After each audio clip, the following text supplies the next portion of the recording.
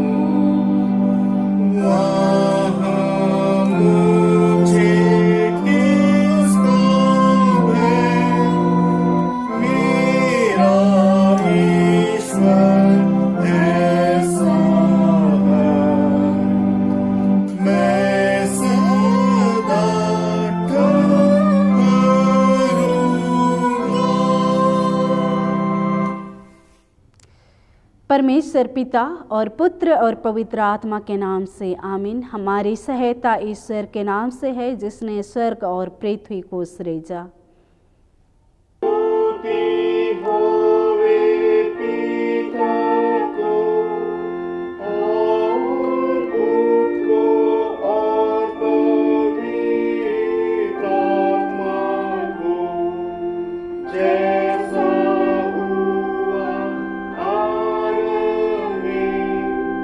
जैसा रहेगा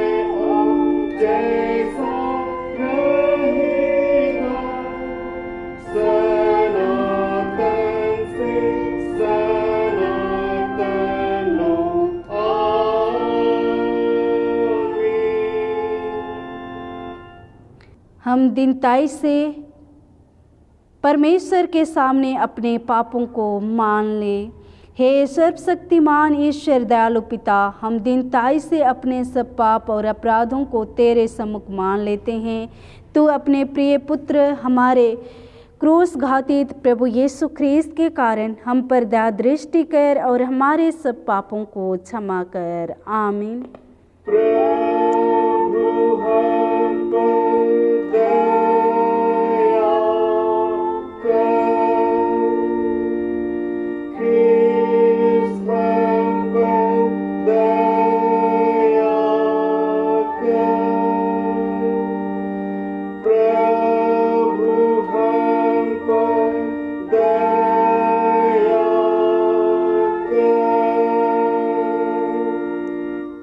जिसने सारे जगत के लोगों के पाप अपने ऊपर उठाकर कठिन दुख और क्रूस मृत्यु सह ली और अब जीता और राज्य करता है, वही तुम्हारे सब पापों को क्षमा करे। आमीन।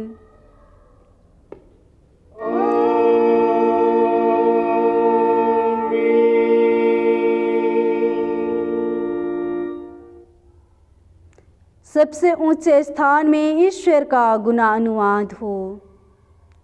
और पृथ्वी पर कुशल और मनुष्यों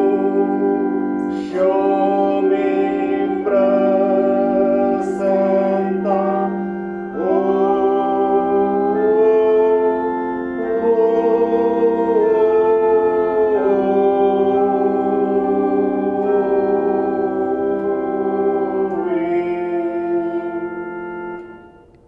प्रभु तुम्हारे संग हो।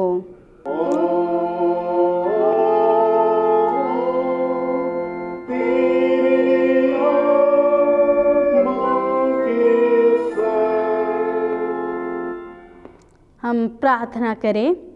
हे सर्वशक्तिमान दयालु ईश्वर पिता, हम तेरा धन्यवाद करते हैं कि तूने अपने पुत्र प्रभु यीशु ख्रीस्त के क्रूस दुख मृत्यु और उसके पुनरुत्थान के द्वारा हम सबों को बड़ी बड़ी आशीषें देकर हमें अनुग्रहित किया है। प्रार्थना करते हैं हमारी अविश्वासता और दिल की कठोरता के कारण हमें त्याग ना दे, पर प्रभु यीशु ख्रीस्त के द्वारा उद्धार कार्य ही में हमें बने रहने दे। इस पूरे महाउपवास काल में हमें संभाल कि हम अपने पापों को पहचाने और सच्चे पश्चाताप और विश्वास से तेरी ओर फिरे। हमारी सहायता कर क्रूस घटना की पहचान और आशीष हमारे और हमारे परिवार के हृदय और जीवन में बैठने पाए।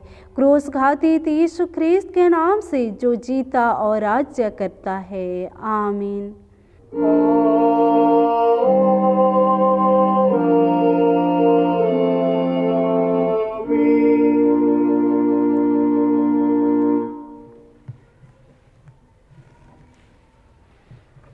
हम लोग आज के लिए पहला पाठ वचन सुनेंगे। वह हमें मिलता है याकूब की पत्री अध्याय 1 पद संख्या 2 से लेकर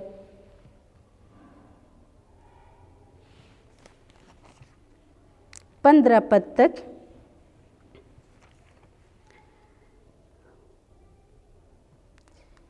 हे मेरे भाइयों, जब तुम नाना प्रकार की परीक्षाओं में पड़ो तो इसको पूरे आनंद की बातें समझो, यह जानकर कि तुम्हारे विश्वास के परखे जाने से धीरज उत्पन्न होता है। पर धीरज को अपना पूरा काम करने दो कि तुम पूरे और सिद्ध हो जाओ और तुम में किसी बात की घटी ना रहे। पर यदि तुम में से किसी को बुद्धि की घटी हो तो परमेश्वर से मांगे, जो बिना उल्हाना हुए उदारता से सबको देता है और उसको दी जाएगी। पर विश्वास से मांगे और कुछ संदेह ना करे, क्योंकि संदेह करने वाला समुद्र की लहर के समान है, जो हवा से बहती और छलकती है। ऐसा मनुष्य यह ना समझे कि मुझे प्रभु से कुछ मिलेगा। वह व्यक्ति दुचित्ता है और अपनी सारी बातों में चंचल है। दीन भाई अपने ऊंचे पद पर घमंड करे और धनवान अपनी नीची दशा पर, क्योंकि वह घास के फूल की तरह जाता रहेगा। क्योंकि सूर्य उदय होते ही कड़ी धूप पड़ती है और घास को सुखा देती है और उसका फूल झड़ जाता है और उसकी शोभा जाती रहती है। इसी प्रकार धनवान भी अपने मार्ग पर चलते चलते धूल में मिल जाएगा। धन्य है वह मनुष्य जो परीक्षा में स्थिर रहता है, क्योंकि वह खरा निकलकर जीवन का वह मुकुट पाएगा जिसकी प्रतिज्ञा प्रभु ने अपने प्रेम करने वालों से की है। जब किसी की परीक्षा हो तो वह यह ना कहे कि मेरी परीक्षा परमेश्वर की ओर से होती है, क्योंकि ना तो बुरी बातों से परमेश्वर की परीक्षा हो सकती है और ना वह किसी भी परीक्षा आप करता है, परंतु प्रत्येक व्यक्ति अपने ही अभिलाषा से खींचकर और फंसकर परीक्षा में पड़ता है। फिर अभिलाषा गर्भवती होकर पाप को जन्मती है और पाप जब बढ़ जाता है तो मृत्यु को उत्पन्न करता है। आमीन। तेरा धन्यवाद होवे हे ख्रिस्ट यीशु, ईश्वर के मेमने जो ले जाता है जगत का पाप, हम पर अनुग्रह कर।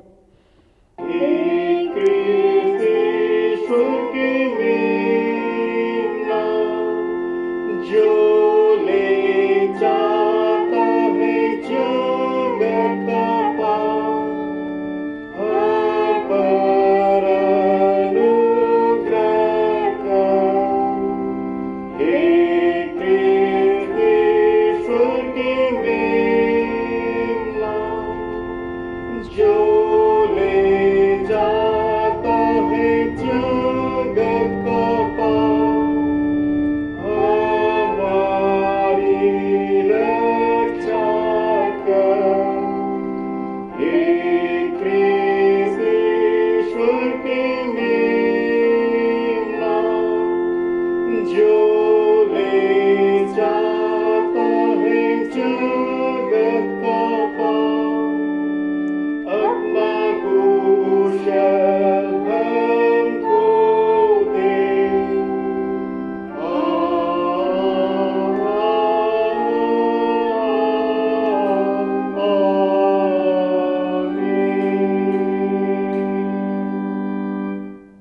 अब हम ख्रिस्तानी कलीसिया के संग अपने महापवित्र विश्वास को मान लेकर यूँ कहे, मैं विश्वास करती हूँ परमेश्वर पिता पर जो स्वर्ग और पृथ्वी का सर्वशक्तिमान सृजनहार है, और उसके इकलौते पुत्र अपने प्रभु यीशु ख्रिस्त पर जो पवित्र आत्मा से गर्भ में आया, कुंवारी मरियम से उत्पन्न हुआ, पांतुस पिलातुस की आज्ञा से दुख उठाया, क्रूस पर चढ़ाया गया, मर गया और गाड़ा गया, पताल में उतरा, तीसरे दिन मृतकों में से जी उठा, स्वर्ग पर चढ़ गया और परमेश्वर सर्वशक्तिमान पिता की दाहिनी ओर जा बैठा है, जहाँ से वह जीतों और मृतकों का विचार करने को फिर आएगा। मैं विश्वास करती हूँ पवित्र आत्मा पर, एक ही पवित्र ख्रिस्तानी कलीसिया, पवित्रों की संगत पर, पापों की क्षमा, देह की जी उठने और अनंत जीवन पर। आमीन।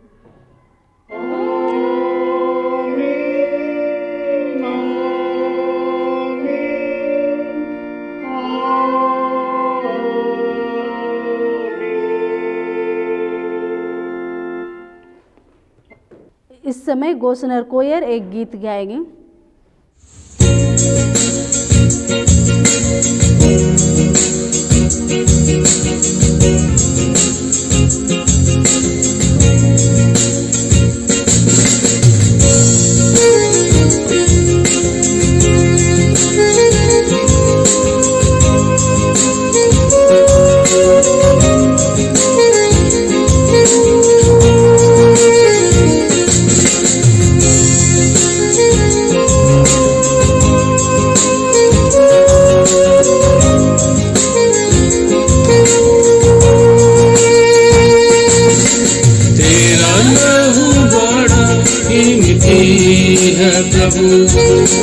तेरा नाम बड़ा कीमती है,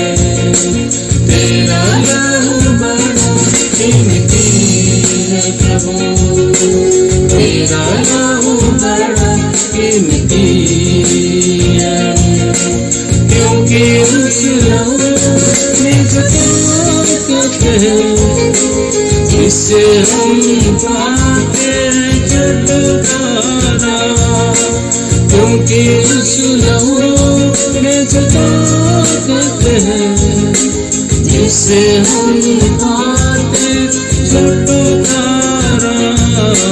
तेरा लहू बड़ा कीमती है प्रभु, तेरा लहू बड़ा कीमती है।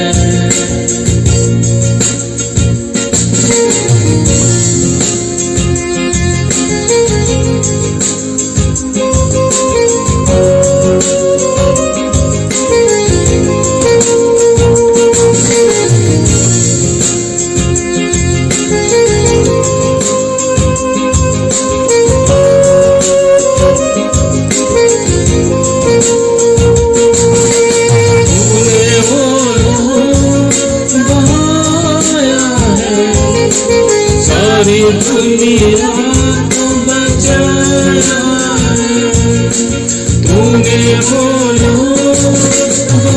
बचाया है, सारी दुनिया को बचाया है। कभी तूने किसी से न कुछ मांगा, कभी तूने किसी से न कुछ चाहा, कभी तूने किसी से न कुछ मांगा, कभी तूने किसी से न कुछ चाहा। तेरा लहू बड़ा कीमती है प्रभु, तेरा लहू बड़ा कीमती है।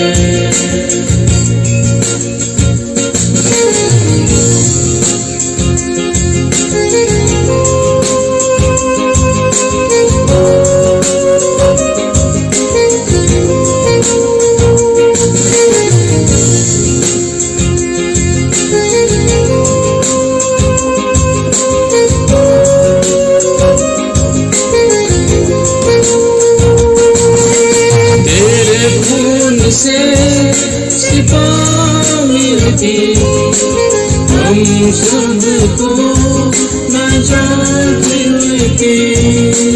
तेरे खून से शिफा मिलती, हम सबको नजात मिलती।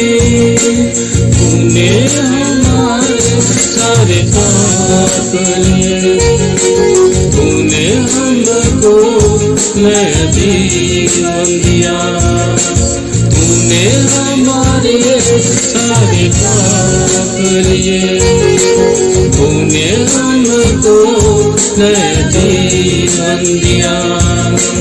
तेरा लहू बड़ा कीमती है प्रभु, तेरा लहू बड़ा कीमती है।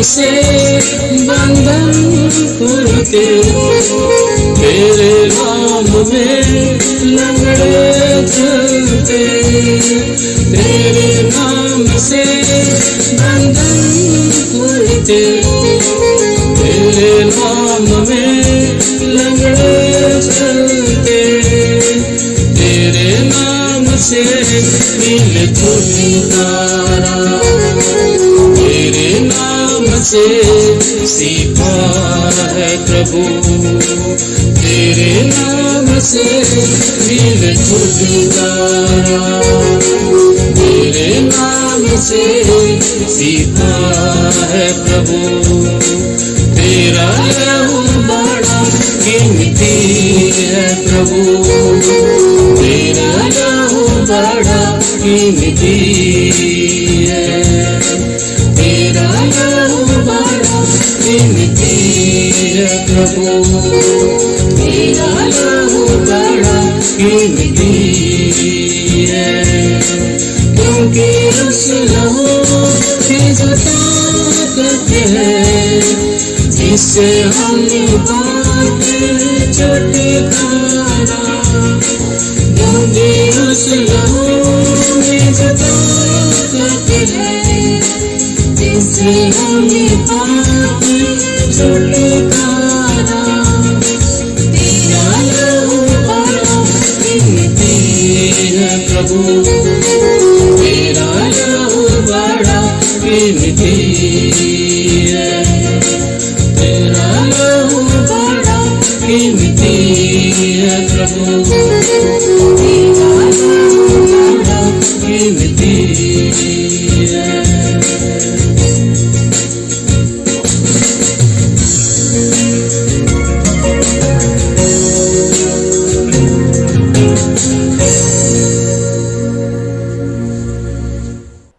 गोस्नर कोयर को सुंदर गीत के लिए धन्यवाद देते हैं। तुम्हें हमारे पिता ईश्वर और हमारे क्रूस घातित प्रभु यीशु ख्रीस्त की ओर से अनुग्रह और शांति हर एक को बहुतायत से मिले, आमीन। हम लोग प्रार्थना करेंगे। अति पवित्र पवित्र सेनाओं के यहोवा पिता परमेश्वर, हम तुझे धन्यवाद देते हैं प्रभु, तूने दिन भर के जीवन में हम एक एक के साथ हो लिया, एक एक को संभाला और सुरक्षित रखा। और इस संध्या के समय में प्रभु जी हम महाउपवास काल के गिरजा आराधना में उपस्थित होने पाते हैं। प्यारे पिता परमेश्वर, तू ही हमारे मनों को अगुवाई किया चला कि आज हम इस संगति में होने पाते हैं।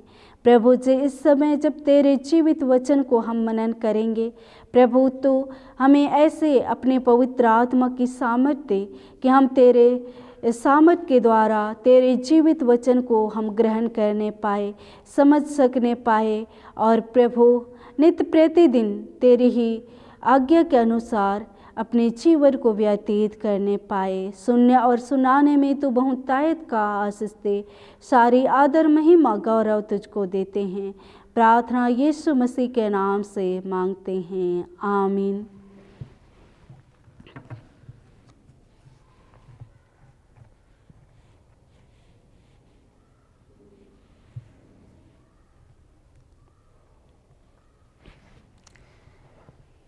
आज के लिए हम लोग वचन सुनेंगे, वह हमें मिलता है लूका रचित सुसमाचार अध्याय 22 पद संख्या 24 से लेकर 34 पद तक। उनमें यह वाद विवाद भी हुआ कि उनमें से कौन बड़ा समझा जाता है। उसने उनसे कहा, अन्य जातियों के राजा उन पर प्रभुत्व करते हैं और जो उन पर अधिकार रखते हैं वे उपकारक कहलाते हैं, परंतु तुम ऐसे ना होना, वरन जो तुम में बड़ा है वह छोटे के समान और जो प्रधान है वह सेवक के समान बने। क्योंकि बड़ा कौन है, वह जो भोजन पर बैठा है या वह जो सेवा करता है? क्या वह नहीं जो भोजन पर बैठा है? परंतु मैं तुम्हारे बीच में सेवक के समान हूँ। तुम वह हो जो मेरी परीक्षाओं में लगातार मेरे साथ रहे, और जैसे मेरे पिता ने मेरे लिए एक राज्य ठहराया है, वैसे ही मैं भी तुम्हारे लिए ठहराता हूँ, ताकि तुम मेरे राज्य में मेरी मेज पर खाओ पियो, वरन सिंहासनों पर बैठकर इज़राइल के 12 गोत्रों का न्याय करो। शिमोन, हे शिमोन, देख, शैतान ने तुम लोगों को मांग लिया है कि गेहूं के समान फटके, परंतु मैंने तेरे लिए विनती की कि तेरा विश्वास जाता रहे, और जब तू फिरे तो अपने भाइयों को स्थिर करना। उसने उससे कहा, हे प्रभु, मैं तेरे साथ बंदीगृह जाने वरन मरने को भी तैयार हूँ। उसने कहा, हे पतरस, मैं तुझसे कहता हूँ कि आज मोग के बांग देने ना देगा, जब तक कि तू 3 बार मेरा इनकार ना कर लेगा कि तू मुझे नहीं जानता। आमीन। मसीह यीशु में प्रिय भाइयों एवं बहनों, हम लोग परमेश्वर को धन्यवाद देते हैं कि आज के इस संध्या के समय में हम इस महाउपवास काल के गिरजा आराधना के रूप में एकत्रित होने पाए हैं और हम परमेश्वर के जीवित वचन को ग्रहण करते हैं। यहाँ पर यीशु मसीह के साथ अपने शिष्यों और साधु की फरीसियों के साथ यहाँ पर एक महान वाद विवाद होता है। यहाँ पर कौन बड़ा बनेगा। यहाँ पर चेले लोग सोचते थे कि यीशु मसीह एक संसारिक राजा के लिए आया है। जैसा संसारिक राजा के दाहिने और बाएं एक अधिकारी होते हैं, वैसे ही यहाँ पर भी चेले लोग सोचते थे कि यीशु मसीह के दाहिनी ओर और बाईं ओर मैं रहूँगा। लेकिन प्रभु यीशु मसीह तो इस जगत में एक आत्मिक राजा के रूप में आया था और इसलिए यहाँ पर यीशु मसीह उनको बताना चाहता है कि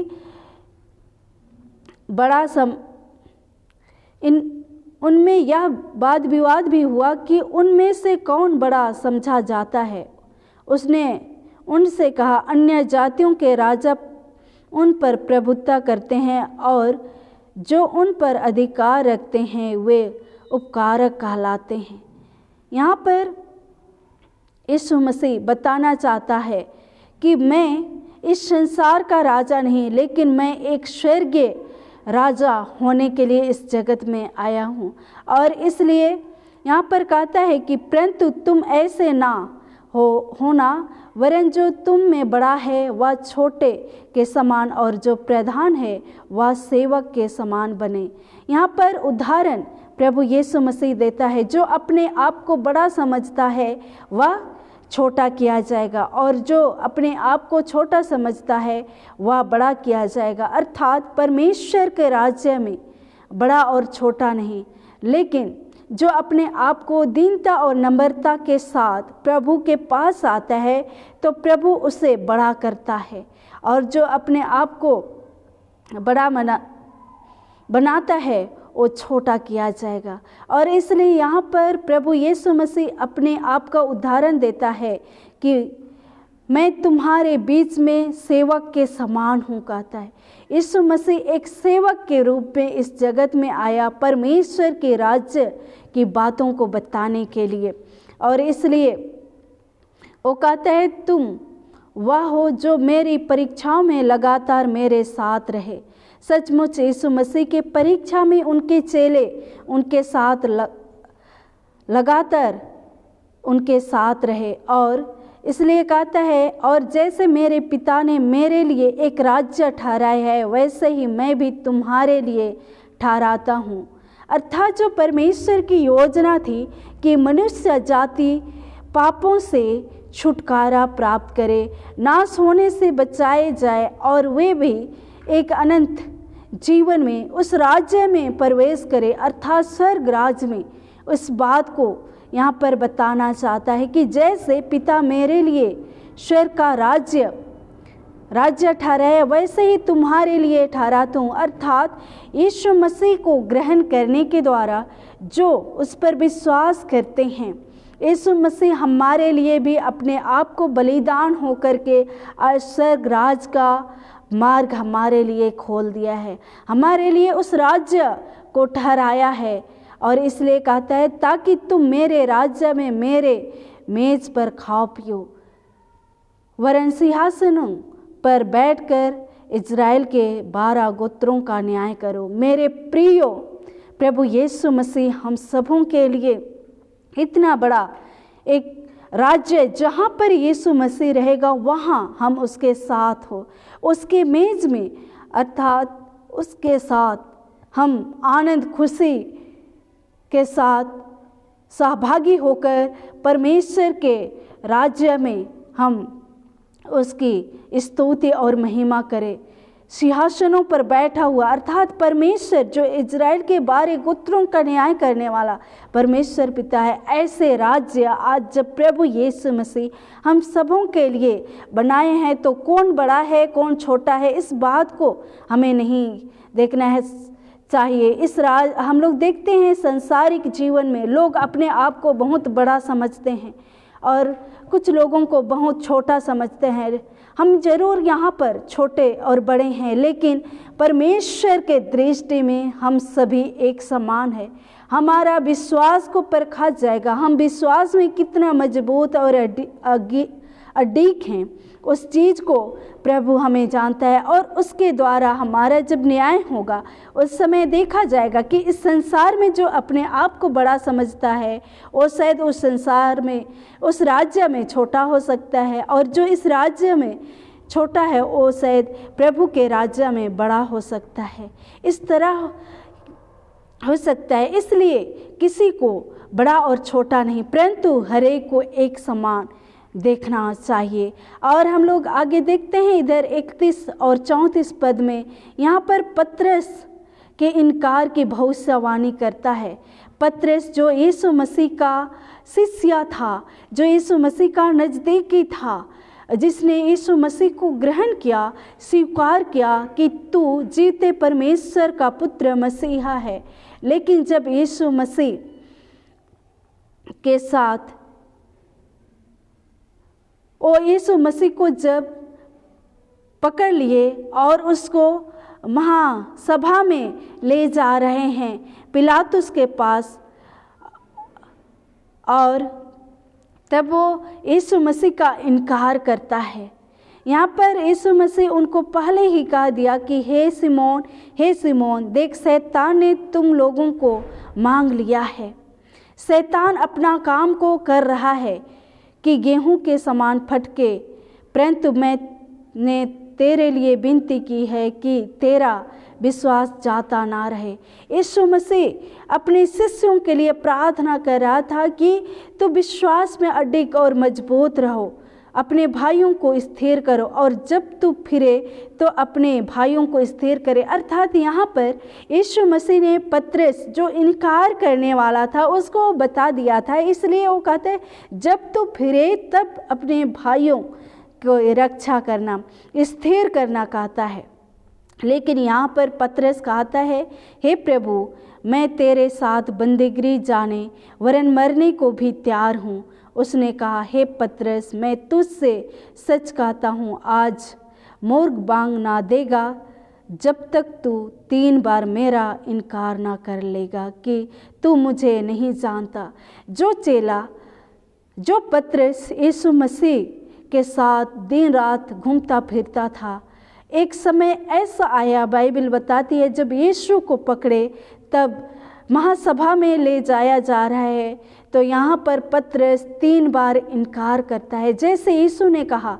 और जब यीशु उसकी ओर मुड़कर देखा तो फुट फुट रोने लगा और उसने अपने पापों के लिए पछतावा किया। यहाँ पर हम लोग एक शिक्षा को पाते हैं कि हम यदि पाप किए हैं या गलत किए हैं तो हमें वो चीज़ एहसास होना चाहिए। हम उसके लिए, अपने पापों के लिए हमें शोक करना है। जैसे पतरस ने इनकार तो किया परंतु वो पछतावा भी किया और रोया, और प्रभु यीशु मसीह ने उसे अपने भाइयों को स्थिर करने के लिए उसको कहा। और यीशु मसीह ने उसे 3 बार पूछा कि तू मेरे मेमनों को चराएगा, तू मेरे मेमनों को चराएगा। इस बात को 3 बार, जैसा उसने यीशु मसीह को 3 बार इनकार किया था, वैसे ही यीशु मसीह भी उन्हें 3 बार पूछा और उससे एक चरवाहे के रूप में उसे खड़ा किया। और हम लोग आगे वचन बताती है, जब यीशु मसीह का स्वर्गारोहण हुआ तो चेले परमेश्वर के, यीशु मसीह के वचन को प्रचार करने लगे और कलीसिया धीरे धीरे बढ़ने लगा। तो इस तरह से मेरे प्रियो, जब हम इस महाउपवास काल में जीते हैं, अपने पापों को पछतावा करने का यह जो सुंदर समय हमें मिला है, हम इस दौरान अपने आप को दीन और नम्रता करें, अपने पापों के लिए पछतावा करें। जैसा पतरस ने फुट फुट कर रोया, वैसे ही हमें भी अपने पापों को स्वीकार करना है, ताकि प्रभु जो कहा है कि मैं तुम्हारे लिए एक राज्य स्थिर ठहराऊंगा। वो जो स्वर्ग का राज्य है, हम सदैव प्रभु यीशु मसीह के साथ रहते हुए परमेश्वर की महिमा करने पाए। तो परमेश्वर इस वचन के द्वारा हम एक एक को बहुतायत से आशीष दे हुए आमीन। हम लोग प्रार्थना करेंगे। हे सामर्थ्य यहोवा पिता परमेश्वर, तेरे जीवित वचन को आज तूने हम सबों को आत्मिक भोजन के रूप में दिया है, हम उसके लिए धन्यवाद देते हैं।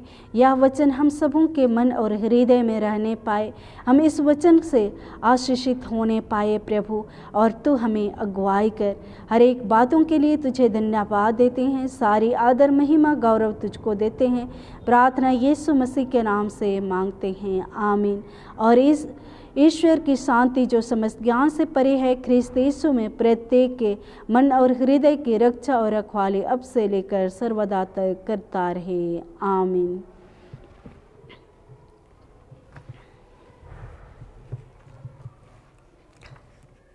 हम लोग इस समय गीत गाएंगे, गीत नंबर 52।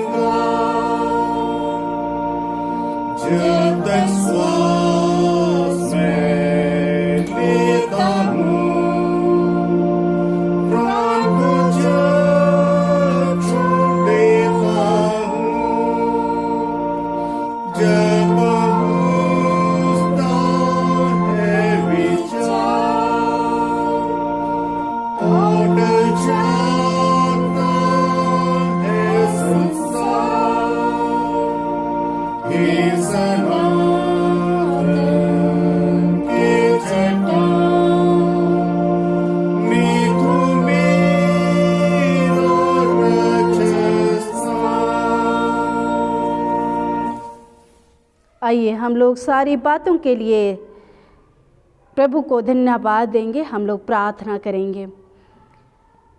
हे अनुग्रहकारी परमेश्वर पिता, हम तुझे सारे मन से धन्यवाद देते हैं प्रभु। आज के इस संध्या के समय में तूने हम एक एक को लाभ पहुँचाया कि आज हम तेरी महिमा और स्तुति करें, तेरे जीवित वचन को ग्रहण करें प्रभु। हम एक एक को ऐसे ही आत्मिक जीवन में तू आगे बढ़ा, लौकिक जीवन में आगे बढ़ा कि हम प्रभु तेरे अनुग्रह के आशीषों को प्राप्त करने वाले होने पाए प्रभु जी, हम यहाँ जितने भी उपस्थित हैं, एक एक को तू सुस्वस्थ जीवन दे, सबों को तू संभाल और सुरक्षित रख, हर प्रकार की मुसीबत तकलीफ़ों से तू बचाए रख और अपने नाम की महिमा ले। जितने भी लोग प्रभु बीमार में हैं, दुख तकलीफ में हैं, परेशानी में हैं, प्रभु उन पर अपनी कृपा को प्रकट कर कि वे भी समय की पूर्णता में चंगाई को प्राप्त करने पाए और तेरे ही नाम की महिमा और स्तुति करने पाए। हाँ प्यारे पिता परमेश्वर, एक एक परिवार को तू संभालने वाला, सुरक्षित रखने वाला परमेश्वर पिता तू होकर हर एक के जीवन में अगुवाई कर।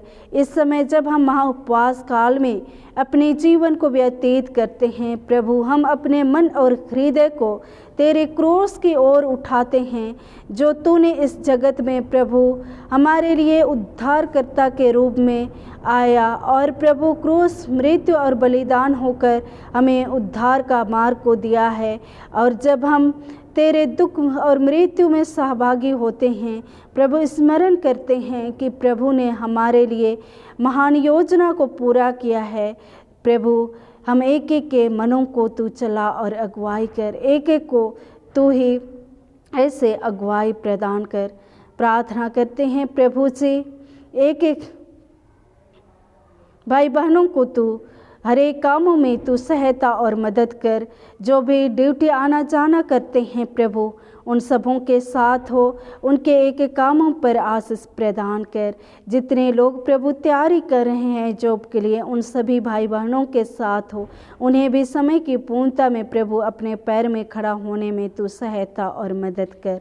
हे सत्य और दयालु पिता, हम तुझे धन्यवाद देते हैं कि तूने अपने प्रिय पुत्र हमारे उद्धारकर्ता यीशु ख्रिस्ट को जगत के उद्धार के लिए तू भेजा और उसने अपने क्रूस, मृत्यु और बलिदान के द्वारा मेल मिलाप की सेवा दी और सबों के लिए उद्धार को सुनिश्चित कर दिया है कि तूने हमें भी उनके लिए बुलाया है कि उद्धार की आशीष और आनंद को प्राप्त करें।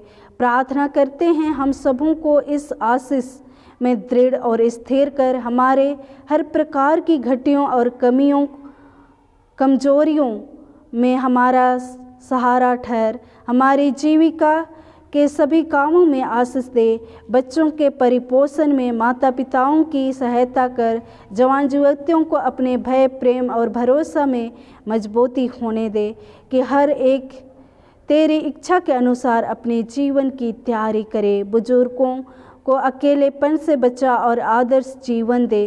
प्यारे पिता परमेश्वर, हम तेरे नाम से जो भी दान एकत्र किए हैं उस दान को तू ग्रहण कर, आशीष कर और तेरे ही नाम की महिमा मिले। हम हर एक दानदाताओं को भी तू आशीष प्रदान कर। अंत में हम सभी प्रभु तेरे पुनरुत्थान की आशीष में सहभागी होने पाए। सारी आदर और महिमा और गौरव तुझको देते हैं। हमारे एक एक पाप, दोष, गुनाह, अपराधों को क्षमा कर और प्रभु जी, जैसे तूने हम एक एक को अगुवाई किया है वैसे ही हमें अगुवाई कर। इस रात्रि हम सबों के लिए आशीषमय हो। हम तेरे स्वर्गदूतों के बेड़े में रहकर सुनिंद्र को प्राप्त करते हुए कल के सुंदर भोर को देखकर तुझे धन्यवाद देने पाए। फिर से हम सभी तेरे हाथों में सौंपे जाते हैं और यह दिनताई की प्रार्थना तेरे बेटे हमारे उद्धारकर्ता यीशु मसीह के नाम से मांगते हैं। सुन और दया से ग्रहण कर ले, आमीन। हे हमारे पिता, तू जो स्वर्ग में है, तेरा नाम पवित्र माना जाए, तेरा राज आए, तेरी इच्छा जैसे स्वर्ग में है वैसे इस पृथ्वी पर भी पूरी हो। हमारे प्रतिदिन की रोटी आज हमको दे और हमारे अपराधों को क्षमा कर जैसे हम भी अपने अपराधियों को क्षमा करते हैं, और हमको परीक्षा में ना डाल परंतु बुराई से बचा, क्योंकि राज और पराक्रम और महत्व सदा तेरी हैं, आमीन।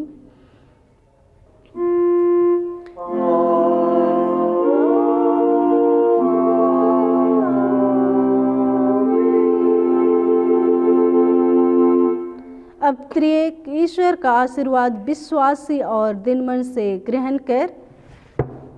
परमेश्वर तुझे आशीष देवे और तेरी रक्षा करे। परमेश्वर अपना मुख का प्रकाश तुझ पर चमकावे और तुझ पर अनुग्रह करे।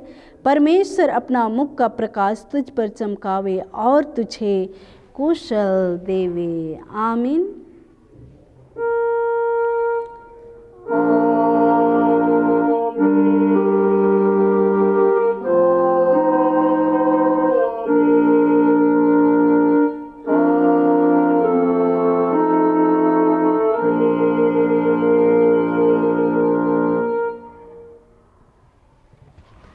यीशु सहाय।